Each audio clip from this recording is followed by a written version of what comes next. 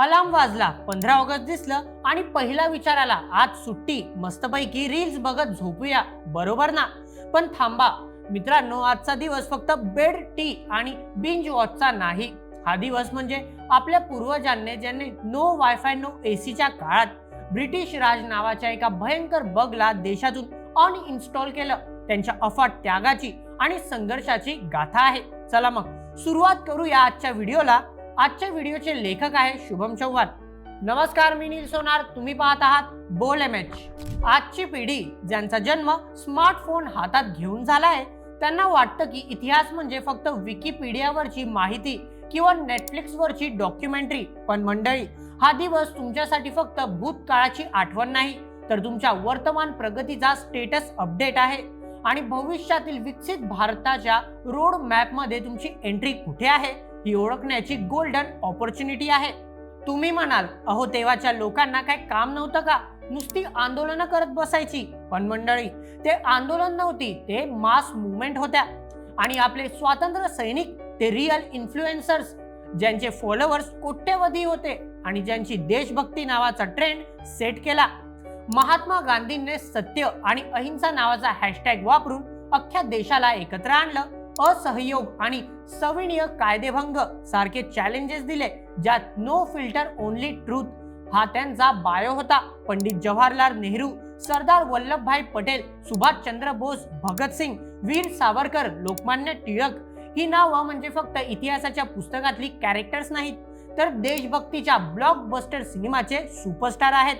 त्यांनी फक्त राजकीय स्वातंत्र्यासाठी लढा दिला नाही, तर सामाजिक न्याय, समानता आणि बंधुत्व या मूल्यांवर आधारित एक स्ट्रॉंग इंडिया बनवण्याचं स्वप्न पाहिलं होतं. आज तुम्ही जेंडर इक्वॅलिटी, मेंटल हेल्थ आणि पर्यावरण बद्दल बोलतात ना, अहो हेच तर आपल्या पूर्वजांचं ओरिजिनल विजन होतं. संविधानात भेदभाव नसावा असं ते लिहिलंय, ते त्यांच्याच दूरदृष्टीचा भाग आहे.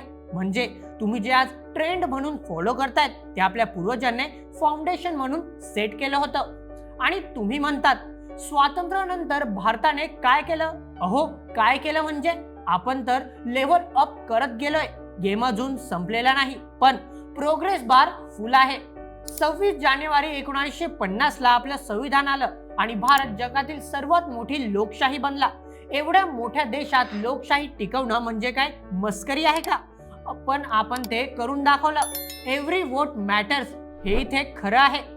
1991 मध्ये लायसन्स राज नावाचा बॉटलनेक काढला आणि आपली अर्थव्यवस्था फ्री वेवर आली.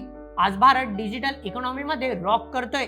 यूपीआय म्हणजे फक्त स्कॅन अँड पे नाही, तर डिजिटल क्रांतीचा सुपर हिरो आहे.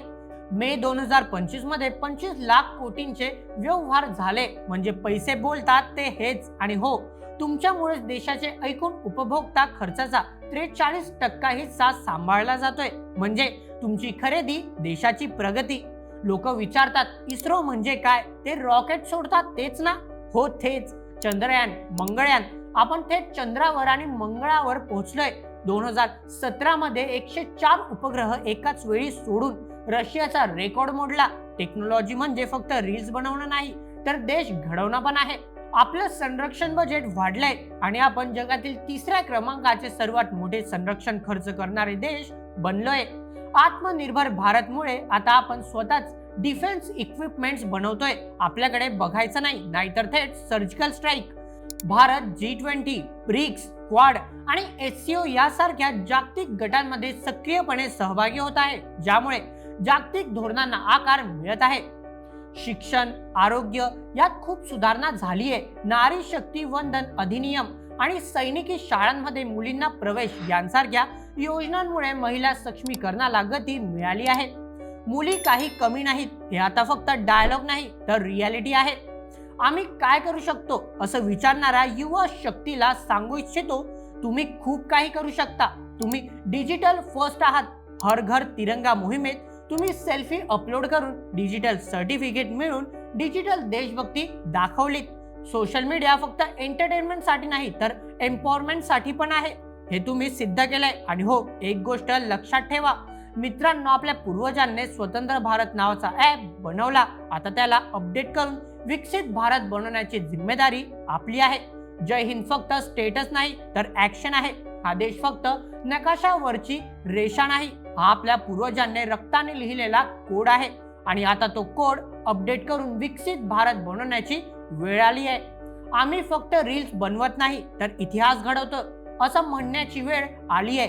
तर मंडळी, 15 ऑगस्ट हा फक्त झेंडा वंदन आणि मिठाई खाण्याचा दिवस म्हणून उरलेला नाही.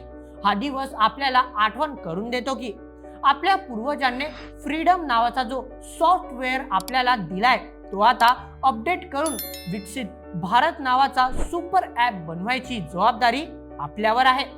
तुम्ही देशाचं वर्तमान आणि भविष्य आहात. तुमच्याकडे बौद्धिक क्षमता, शारीरिक ऊर्जा आणि नैतिक सामर्थ्य आहे. AI आणि हरित तंत्रज्ञानामध्ये नवीन संधी आहे जिथे तुम्ही स्टार्टअप सुरू करून गेम चेंजर बनू शकतात. महात्मा गांधी म्हणायचे, अधिकार आणि कर्तव्य एकामेकांशी निगडीत आहे. म्हणजे फ्रीडम ऑफ स्पीच हवा असेल तर देशाचा आदर करणं पण गरजेचं आहे. स्वच्छता फक्त प्रोफाईल पिक्चर मध्ये नाही तर आपल्या परिसरात पण दिसली पाहिजे. कर्तव्य हीच सुरुवात आहे, कर्तव्य हेच भविष्य आहे. तुमच्या काइंडनेस आणि एम्पथीचा वापर करून तुम्ही सामाजिक बदल घडवू शकतात. देशभक्ती म्हणजे फक्त जय हिंद ओरडणं नाही तर आपल्या कामातून, आपल्या विचारातून आणि आपल्या कृतीतून देशाला विकसित करणं आहे. चला तर मग या 15 ऑगस्टला फक्त सेल्फी नाही तर संकल्प घेऊया. विकसित भारताच्या निर्मितीमध्ये आपला 100% कॉन्ट्रीब्युशन देण्याचा. जय हिंद, जय भारत. आणि अशाच व्हिडिओकरिता सबस्क्राईब करायला विसरू नका. बोल MH या आपल्या YouTube चॅनलला. धन्यवाद.